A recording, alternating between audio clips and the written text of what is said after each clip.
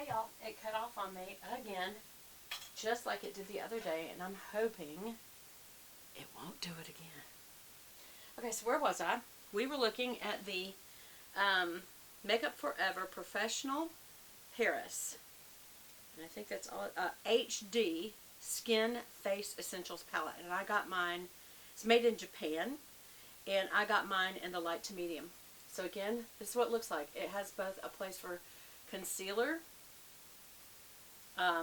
foundations, maybe brow, and then over here you've got both blushes. You could use these all for eyeshadows, and then a little bit of a frost for highlighter. This one's highlight, this one's highlight.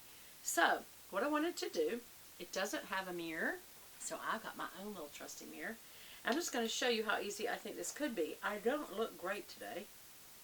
I probably should have done my skincare first, but let me just show you. I'm going to go ahead and use the concealer underneath, and I'm going to mainly stay down here where the actual color is, and then kind of go right past my eye to brighten it up. Okay, so you can see, I hope you can see a clear difference. If not, why am I purchasing this, right?